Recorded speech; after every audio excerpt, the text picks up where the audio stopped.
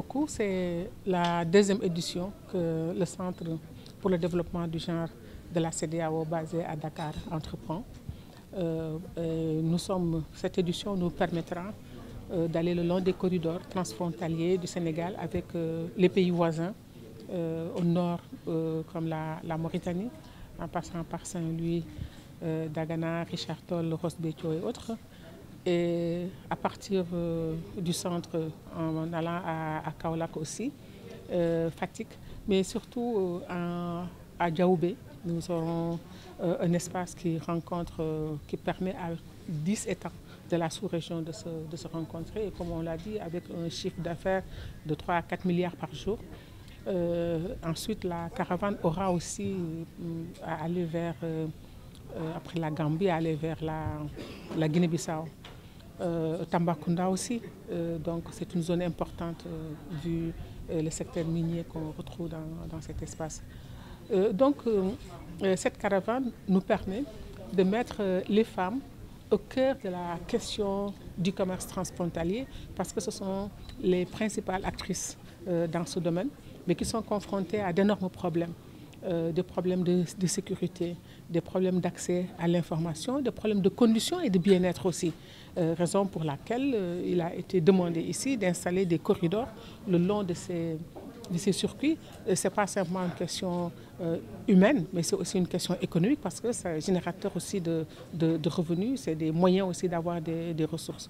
Mais surtout pour la CEDEAO, ça nous permet par rapport à une de nos aspirations, la CEDEAO du peuple, de travailler avec les femmes qui sont à la base.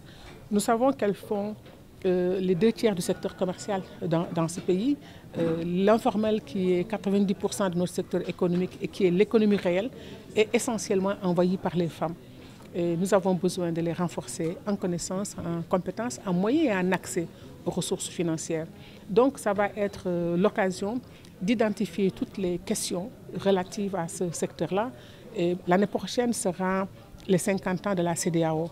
Cela permettra au Centre Genre de revenir avec les éléments qui nous permettront de poser les bases d'une rupture pour nous projeter vers le futur en partant des données qu'ils ont recueillies sur le terrain.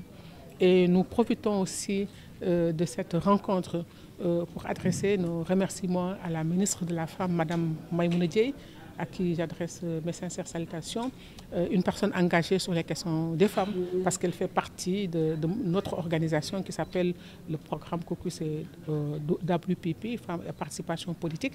Et nous comptons sur son engagement, nous connaissons sa célérité pour continuer cet accompagnement avec le Centre Genre à travers aussi une des personnes qui nous accompagne beaucoup, c'est Mme Astou Diouf, qui est conseiller technique dans ce ministère.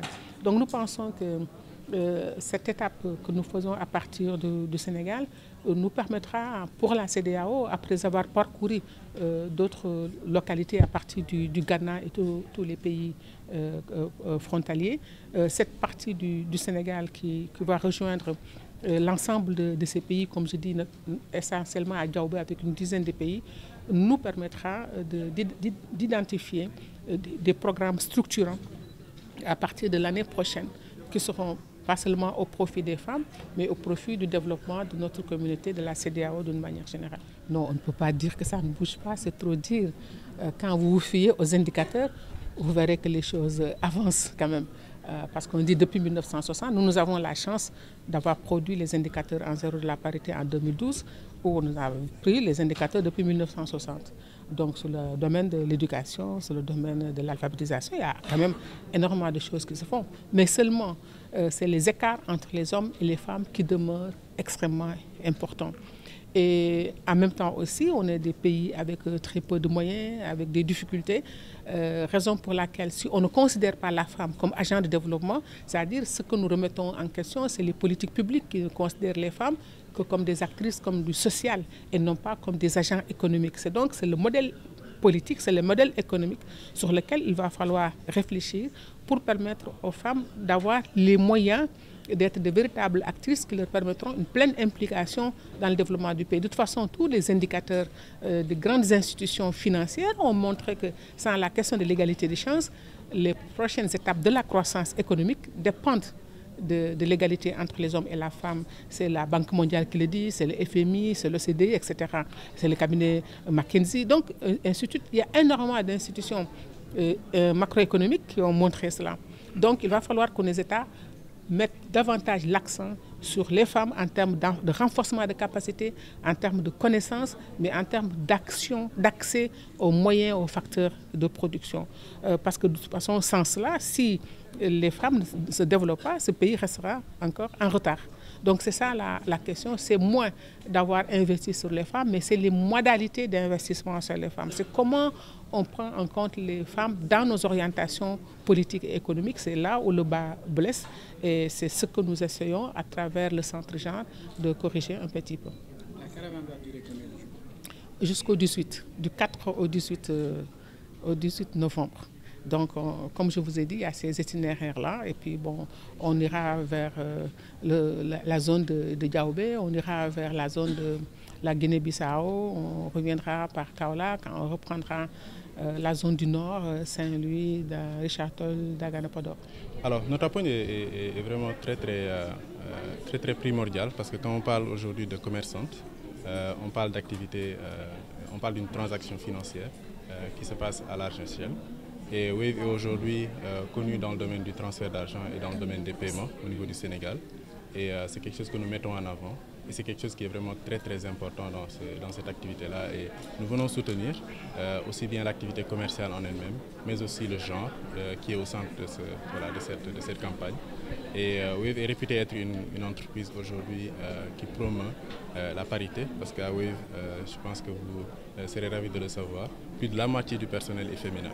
Et donc nous avons une responsabilité aujourd'hui que nous prenons très au sérieux et nous voulons faire en sorte de pouvoir aussi apporter notre pierre à l'édifice pour le succès de ces initiatives que nous avons déjà commencé d'ailleurs avec d'autres partenaires qui sont bien connus et qui accompagnent les femmes dans leur activité commerciale quotidienne. Qu'est-ce que vous apportez concrètement à cette campagne, cette caravane? Alors déjà c'est un soutien financier à cette initiative, donc nous apportons aujourd'hui notre contribution dans l'organisation et dans la mise en œuvre de cette campagne. Et en deuxième lieu, nous apportons aujourd'hui notre plateforme et notre expertise dans le fait de faciliter aujourd'hui la vie aux femmes qui sont ciblées en fait par cette activité-là. Donc comme vous le savez, Wave aujourd'hui a lancé un service de paiement au niveau du Sénégal et dans la sous-région. Et ce service de paiement permet aujourd'hui aux clients, non seulement aux clients de payer, mais aussi aux commerçants de pouvoir accepter des paiements en toute sécurité. Donc il y a cette dimension-là aujourd'hui qui permet à ces partenaires-là de pouvoir accepter des paiements et à sécuriser aujourd'hui ces paiements-là. Parce que les paiements se passent généralement entre deux individus qui souvent ne se connaissent pas du tout. Donc cette interaction-là aujourd'hui à travers Wave laisse des traces et permet à la personne de pouvoir aujourd'hui avoir une historique qui lui permet à la fois de garder ses transactions en sécurité, mais aussi de pouvoir utiliser cette information financière-là du chiffre d'affaires qu'il fait via Wave pour pouvoir avoir accès à d'autres services, à d'autres produits bancaires qui lui permettent de pouvoir développer son activité. Donc nous avons aussi cet apport-là que nous apportons du point de vue de notre expertise et notre produit, mais nous avons aussi l'apport que nous avons apporté de façon financière pour vraiment accompagner cette activité-là de façon globale.